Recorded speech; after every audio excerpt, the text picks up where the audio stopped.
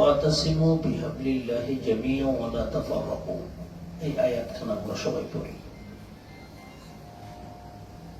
অর্থাৎ তোমরা আল্লাহর রজ্জুকে শক্তভাবে ধরো, তোমরা বিভক্ত হইও না, ফারাক হইও না। তাফাররাকু ওয়া তাফাররাকু, আল্লাহ নিষেধ করছে এক থাকো। মুসলমানে ৫ ওয়াক্ত নামাজ আছে, তার নবী এক, কিবলা এক, ৫ ওয়াক্ত নামাজ এক, হজ আছে, যাকাত আছে, মরণের পর জীবন আছে, হিসাব নিকাশ হবে, কবর আযাব আছে, কল্প বাদাল মউত, এরপরে মৃত্যুর পরে জান্নাত জাহান্নামের একটা ব্যবস্থা আছে। এগুলো বিশ্বাস করি না? আবার বিবেক কেন? এমন পর্যায়ে বিবেক যে আমরা একে অপরের সাথে দোষারোপ করতেছি না, মারামারি, একজন একজন মারি ফেলতেছি, শত্রুতা যত রকম আছে সবকিছু করতেছি। অথচ এইটা সবচেয়ে একজন মুসলমানের ইজ্জত, একজন মুসলমানের আবরু, একজন মুসলমানের সম্মান রক্ষা করা। রক্ত, সম্মানিত রক্ত, তার রক্ত আমার রক্ত আলাদা না, রক্ষা করা ফরজ। যেরকম নামাজ পড়া ফরজ, এইরকম একজন মুসলমানের ইজ্জত রক্ষা করা ফরজ। আল্লাহ তাআলা সব জায়গায় মুসলমানদের একটা চরিত্রের কথা বলতেন, সেটা বিনয় ভাব হওয়া। ওয়া ইবাদুর রহমান, বিনয় কাকে বলে? এই ধারে কাছে আমরা নাই, কেবের আমাদের ভিতরে সবচেয়ে বেশি। বড় পীর আব্দুল কাদের জিলানী রাহমাতুল্লাহ আলাইহি তিনি বলছেন,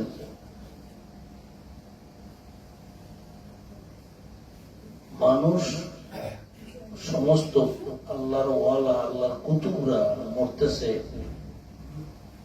নাফসানিয়াতের কারণে, কেবেরের কারণে।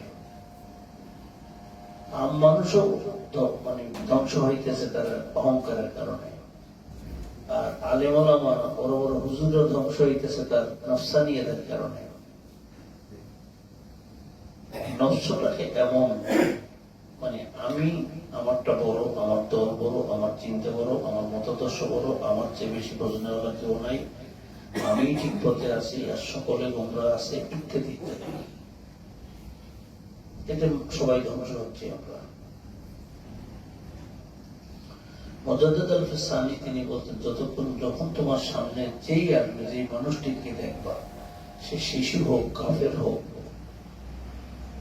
বড় পীর আব্দুল কাদের জিলানীও বলছেন এই কথা, তুমি তাকে দেখা বিনয় ভাবে, বিনয় ভাব ইবাদুর রহমান, সে তোমার সামনে যে আসবে তাকে তোমার থেকে উত্তম মনে করা। লোক রিক্সা চালায়, ডাকাইত, ওর সাথে কি আমি একটা হুজুর মানুষ, আমি একটা বিশ্বের মানুষ, আমি একটা বড় ইমাম, আমি একটা মুফতি, আমি একটা অমুক, বেশি টাকা আছে, এই যে ভাব এসে গেছে তো আপনার ওই যে ছোট্ট ছেলেটা, ও যে বিশ্বাস হবে না, ও যে এটাকে আমি জানি, ওরে যে আল্লাহ আমার মৃত্যু কিভাবে হবে, আমার মৃত্যু ইমানের সাথে হবে কিনা, আবার মৃত্যুর পরেও আল্লাহ আমার সাথে কি ব্যবহার করবেন আমি কি জানি না। একজন কাফের নিশ্চয় মুসলমানের চেয়ে কাফের উত্তম নয়, তারপরে বলছে কাফেরকেও তুমি উত্তম মনে করবা তোমার চেয়ে কোনো কোনো দিক থেকে। কি ওই কাফেরটা মরার আগে যে ইমান আইনে মরবে না, তো তুমি বুঝলে কি করে? আর তুমি যে বেঈমানে মরবে না, তা বুঝলা কি করে? হযরত আহমদ ইবনে হাম্বল এই জন্য বিনয় ভাব কাকে বলে, যে প্রত্যেক মানুষকে তোমার সামনে আসার সাথে সাথে তাকে তোমার থেকে উত্তম মনে করা হচ্ছে বিনয়ের প্রথম ধাপ। এটা তো আমাদের ভিতরে নাই। যদি অবস্থা দেখে তাহলে একটা সালাম দেয়, আর না হলে সালামও দেয় না, মনে করে আমি না খাই, আমি অনেক উত্তম। কি কথা বোঝা গেছে? এত সোজা না, এত সহজ ব্যাপার না বিষয়টা।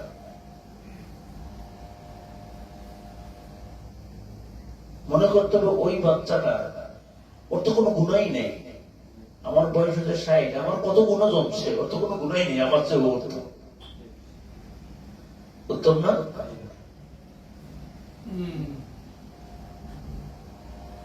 হোসাইন ছাত্র মানুষ, তার বেআলিম মানুষ,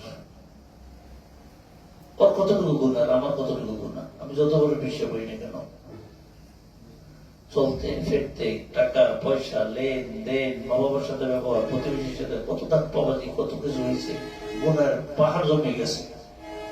কত তাড়াতাড়ি মানুষ কয় বছর হয়েছে, 20 বছর বয়স, নিশ্চয় আমার চেয়েও ভালো, নিশ্চয় আমার চেয়েও ভালো। আমি তো ডাক্তার খাইয়া বহু ক্ষোভের মুরগি কবুতর খাইয়ে বিড়াল, এখন আমি মক্কায় গেছি, একেবারে বড় বিশ্বাস হয়ে গেছে, কষ্ট হয়ে গেছে। আল্লাহ সব দেখেন, আলিম ও বিজাতিস। বিনয় ভাব হচ্ছে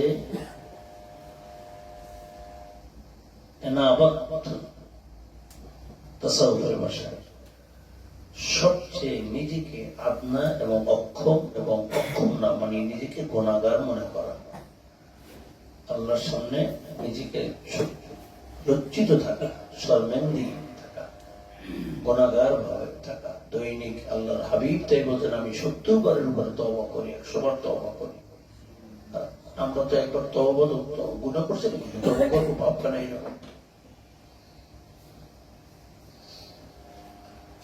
হযরত আহমদ ইবনে হাম্বল তিনি ইন্তেকালের আগে হাম্বলি মাযহাবের ইমাম, কত বড় ইমাম, কত বড় ফকিহ কুতুব, তাকে ইন্তেকালের আগে বেডে, মৃত্যুর আগে সে বলতেছে না না না, মানে আরবিতে বলতে লা, ডিনাইল দিচ্ছে, মারা গেছেন। মারা যাওয়ার কয়েকদিন পরে তার এক আপন স্বপ্নে দেখতেছেন হুজুরকে। হুজুরকে জিজ্ঞেস, হুজুর আপনি যে মারা যাওয়ার আগে এরকম না না করতেছিলেন, একটা কারণ কি?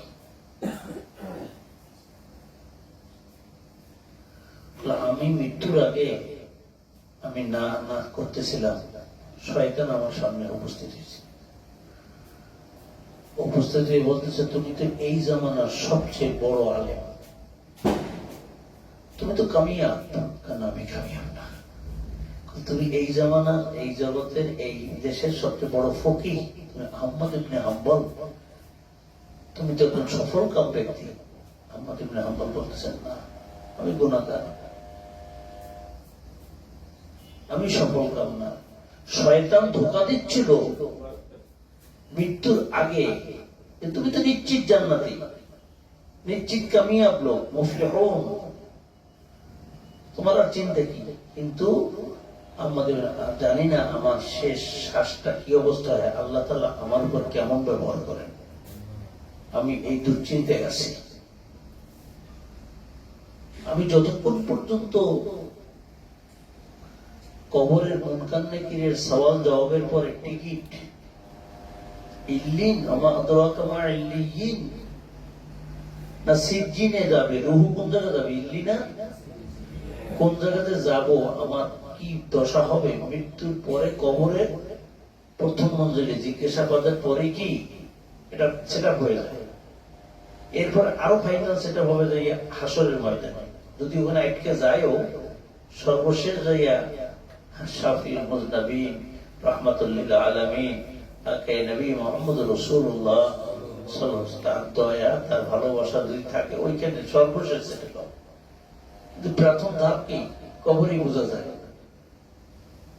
বান্দা বুঝতে পারবে না কি অবস্থা, আমার কোন জায়গায়। আমি কবরে আমার হিসাব নিকাশের পরে আমার রুহুটা ইল্লিনে যাবে না সিজ্জিনে যাবে, এই ফয়সালা না হওয়া পর্যন্ত আমি বলতে পারতেছি না যে আমার দশা কি হবে।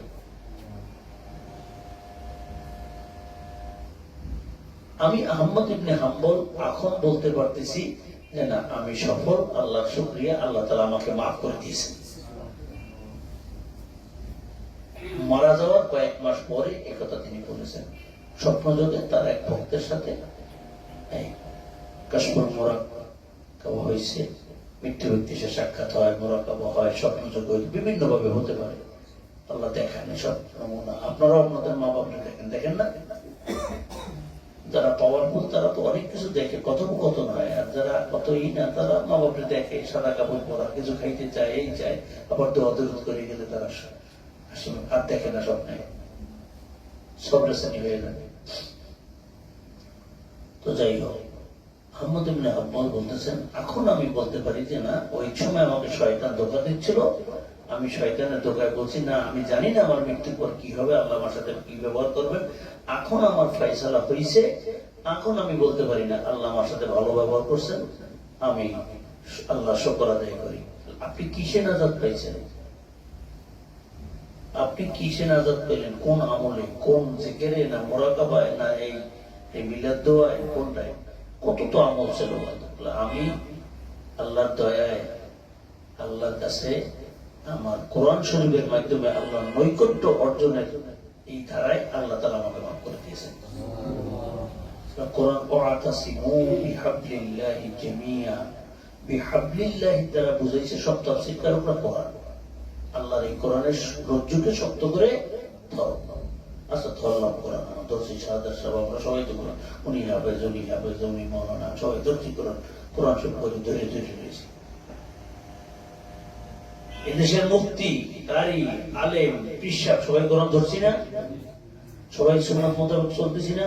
দাঁড়িয়ে আছে, টুপি আছে, সবাই সরমনায় পিসাব, আব্বাসী সাহেব, এনায়েতুল্লাহ, শরীয়তপুরি সব। তাহলে সমস্যাটা কোথায়? বাধাটা কোথায়?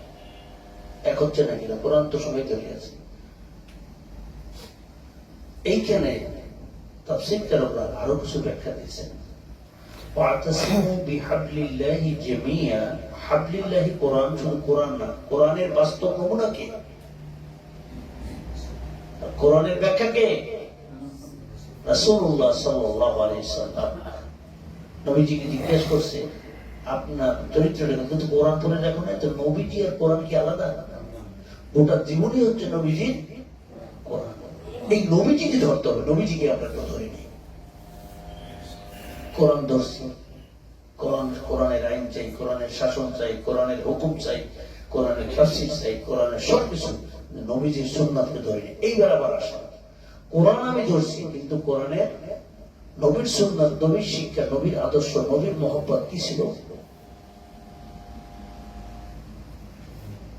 প্রত্যেকটা মানুষ প্রত্যেকটা আখলাকে চরিত্রে তৈরি করেছেন আল্লাহ তাআলা। কুল্লু মাউলুদিন আলাল ফিতরা, প্রত্যেকটা মানুষের স্বভাব এক এক রকম, এটা দূর করা যায় না।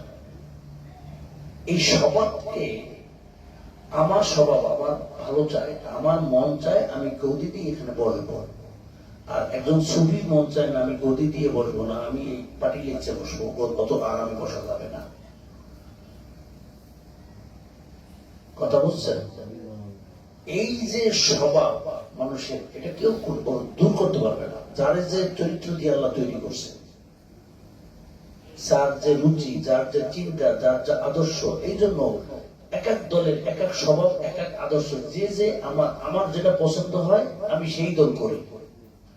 আমার ভালো লাগে চরমোনাই, তাই আমি চরমোনাই করি। আমার ভালো লাগে ইউসুফ সাহেবের এই বসে বসে গর্ব মোরাকাবা করতে এক বন্যটাই ভালো লাগে। আমার ভালো লাগে আমার জামাত ইসলাম করতে, আন্দোলন করবো, রাজপথে হুকুম, আমি ওইটা করতেছি। আমার ভালো লাগে কোনোটা করবো না, আমি আমার মতো নষ্ট করবো, আমি ও সব আমি আমার ভালো লাগা থেকে, আমার ভালো লাগার দল আমি করতেছি। আমি কোরআনও ধরতেছি না, হাদিসও ধরতেছি না। কোরআন হাদিস তো আছে ভিতরে, কিন্তু আমি আমাকে নিয়ে করতেছি। হাবলিল্লাহি বিজামিয়া, আমি আমার স্বভাবকে, আমার ফিতরাতকে আমি আঁকড়ে ধরতেছি। আমি তো আমার ভিতরে ডুবি আছে, আমার নিয়েতে, নফসা নিয়েতে। আমি তো ফিরআউনের উত্তরসূরি। কথা এখানে শেষ। ওনরা বলছে কথাটা, আমি তো আমাকে ধরে নিয়ে আসি। আমার প্রত্যেকটা মানুষ, এইখানে 10 জন মানুষ, 10 চিন্তা, 10 আদর্শে, 10 মতের 10 লোক, এবং যে দল চিন্তা ভাবনা যেসব পথ আছে, এক একজন সেইটা ধরে বসে আছে, ওর বাইরে নাই। ও বোমা মারলো, আপনি লাখ টাকা কোটি টাকা দিলেও আপনি ওই দল থেকে, মত থেকে, আদর্শ থেকে, চিন্তা থেকে ফিরাইতে পারবেন না।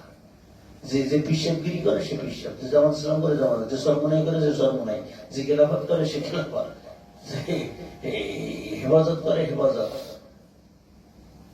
তাহলে আমি আমার চিন্তাকে, আমার ফিতরাতকে, আমার স্বভাবকে, আমার ভালো লাগাকে যেখানে পাই সেখানে যাই আমি ধরতেছি।